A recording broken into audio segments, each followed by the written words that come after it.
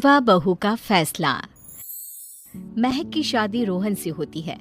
रोहन माँ बाप का इकलौता बेटा होता है, लेकिन फिर किसी कारण से रोहन की मौत हो जाती है। बेटा महक, तेरे आगे इतनी बड़ी जिंदगी है, फिर बच्चों की भी जिम्मेदारी। तू कोई काम कर ले। मैं तो कहती हूँ रोहन के ऑफिस में ही बात कर ले, शायद तेरे लिए कोई काम निकल आए। हाँ माँ जी, मैं भी यही सोच रही थी, लेकिन कैसे बात करूं, किससे बात करूं, कुछ समझ में नहीं आ रहा। अब वो क्या नाम था रोहन का जो दोस्त हुआ करता था, पहले तो बड़ा आता था हमारे घर। राकेश की बात कर रहे हैं? पर वो तो रोहन के बाद से कभी आया ही नहीं, पता नहीं कहाँ है वो। आया था, एक नहीं कई बार आया था, लेकिन मैंने बाहर से ही भेज दिया। घर के अंदर झांकता रहता था, मुझे ठीक नहीं लगा। अरे आपको तो पता नहीं क्या ठीक लगता है और क्या नहीं। उसका नंबर है मेरे पास, मैं आज ही फोन करती हूँ। सास राकेश को फोन लगाती है और शाम को घर आने का न्योता दे देती है। अरे आंटी, ओहो भाग्य हमारे कि आपने घर बुलाया। मैं तो कई बार आया, लास्ट टाइम तो अंकल से मुलाकात भी हो गई थी। हाँ, वो हम लोगों को निकलना था ना कहीं उस वक्त। अरे छोड़ो ना बेटा, बोलो क्या लोगे? आपकी बहू। क्या बकवास कर रहे हो राकेश? अरे मेरा मतलब ये है कि आपकी बहू कहाँ है? भाभी जी के हाथ की चाय की बस एक प्याली मिल जाती तो। महक चाय लेकर आती है, लेकिन वो जैसे ही राकेश की ओर देखती है, उसे राकेश पसंद नहीं आता। वो अंदर जाने को होती है कि अरे भाभी जी कहाँ जा रही है? बैठिए तो सबके साथ। जी नहीं, बच्चों को खाना खिला रही हूँ, आप माँ जी से बात करें ना। अंदर जाने के बाद सास कहती है, अरे बेटा राकेश, वो क्या है ना, वैसे तो तेरे अंकल जी की पेंशन आती है, साथ ही ऊपर 2 मंजिल मकान से किराया भी, तो हम लोगों का तो अच्छा चल जाता है। लेकिन महक, उनकी चिंता आप न करें आंटी, आदेश दें बस आप तो। देखो भाग्यवान, रहने दो, कोई बात नहीं, मैनेज हो जाएगा। अरे क्या मैनेज हो जाएगा अंकल, हमें भी बता दें। आप चुप रहिए जी। अब वो क्या है ना राकेश, तुझे तो पता है कि रोहन के 2 बच्चे हैं, उनकी पढ़ाई लिखाई का खर्चा बहुत है। हम ये चाह रहे थे कि रोहन के ऑफिस में महक को भी अगर कोई काम मिल जाता तो। क्यों नहीं आंटी जी, मैं हूं ना, मैं बात कर लेता हूँ। वैसे तो आप हाँ ही समझिए। महक भाभी को बोल देना कि कल तैयार रहें मेरे साथ ऑफिस चलने के लिए, मैं मालिकों से मिलवा दूंगा उन्हें। महक अंदर से सब सुन रही थी। अच्छा आंटी जी, तो चलता हूँ, कल आ जाऊंगा। अच्छा भाभी जी, तैयार रहिएगा कल। राकेश तो चला जाता है, लेकिन ससुर सास पर बरस पड़ते हैं। मुझे ये आदमी एक पैसे का पसंद नहीं है। तुम इसे बोल दो कि हमें कहीं नहीं करवानी बहू से कोई नौकरी। अरे क्यों नहीं करवानी? सारा पैसा मैं इसके बच्चे और इसी पर उड़ा दूंगी, तो मेरी बेटी को क्या दूंगी? जरूरत क्या है तुम्हारी बेटी को तुम्हारे पैसे की? अरे वो तो पहले ही बड़े पैसे वाले घर की बहू है।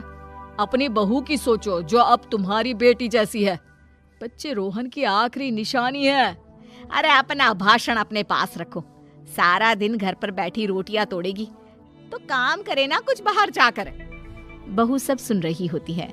वो अगली सुबह बिना मन के तैयार तो हो जाती है, लेकिन जैसे ही राकेश आता है, क्या बात है भाभी जी, रेडी हैं? तो फिर चले डेट पर, मतलब इंटरव्यू पर। महक सामने आती है कि सामने ससुर जी खड़े होते हैं। हाँ महक बेटा, आओ चलते हैं, मैं भी चल रहा हूँ। ससुर को तैयार देखकर राकेश का चेहरा बन जाता है। अंकल जी, आप परेशान हो जाएंगे। अरे रहने दीजिए ना, धूप भी बहुत है। वैसे भी स्कूटर में तो 2 लोग ही बैठ सकते हैं ना। तो तुम चलो, मैं बहू के साथ अपनी कार से आ जाता हूँ। महक ससुर जी को देखकर खुश हो जाती है, उसे शांति हो जाती है। वो लोग रोहन के ऑफिस जाते हैं, जहाँ बॉस कहते हैं, नमस्ते अंकल। नमस्ते महक, कैसे हैं आप लोग? रोहन का सुनकर बहुत दुख हुआ अंकल, वैसे कैसे आना हुआ? बेटा, क्या हमारी बहू के लिए तुम्हारी ऑफिस में कोई काम मिल सकता है? हमने राकेश से इसी सिलसिले में तुमसे बात करने को कहा था। उसी के कहने पर हम दोनों तुमसे मिलने आए हैं। राकेश ने तो कोई बात नहीं की, ऊपर से उसने तो आज की छुट्टी ले रखी है, ऑफिस भी नहीं आया। बोल रहा था जरूरी काम से जाना है। महक और ससुर एक दूसरे को देखने लगते हैं। वैसे महक, क्या किया है आपने? I mean, इंग्लिश कैसी है आपकी? महक बॉस से अपनी पढ़ाई लिखाई और क्वालिफिकेशन के बारे में सब कुछ बताती है। ग्रेट, आपके लिए काम तो है लेकिन ऑफिस में नहीं। सर, मेरे बच्चे छोटे हैं, मैं फील्ड में काम नहीं कर सकती हूँ। मतलब वो काम घर से करना है, घर से रहकर बच्चे भी देखें और घर भी देखें, लेकिन हाँ, काम जरूर से करें।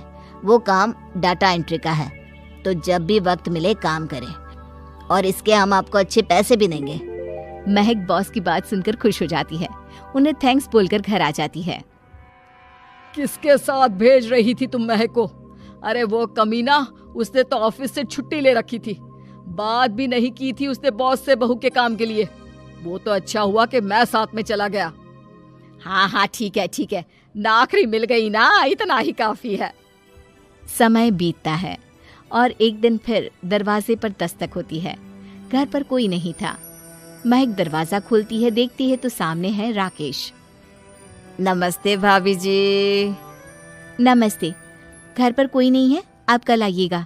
अरे, कैसी बात कर रही हैं भाभी जी, हम तो आपकी मदद के लिए आए हैं। वो क्या है ना, अंकल जी का फोन आया था कि आपको किसी मदद की जरूरत है। महक को आश्चर्य होता है कि उसके ससुर ने राकेश को फोन क्यों किया। वो ससुर जी को फोन करती है लेकिन फोन नहीं लगता। नहीं, हम लोगों को किसी भी चीज की जरूरत नहीं है, आप जा सकते हैं। अच्छा, एक कप चाय तो पिला दीजिए। महक चाय लेकर आती है।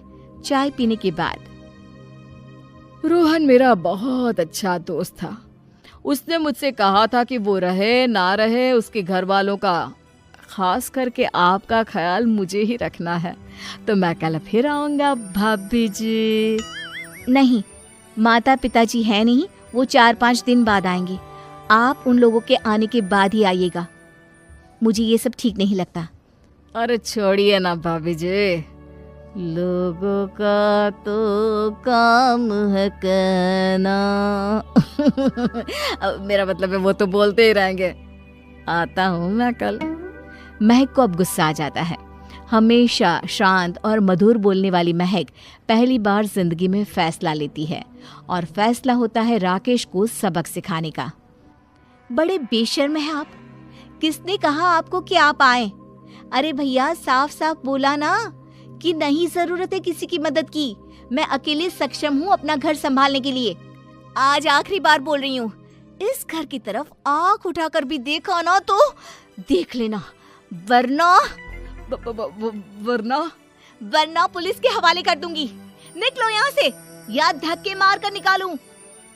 पुलिस का नाम सुनते ही राकेश वहां से 9-2-11 हो जाता है, और महक को अपने फैसले पर गर्व होता है।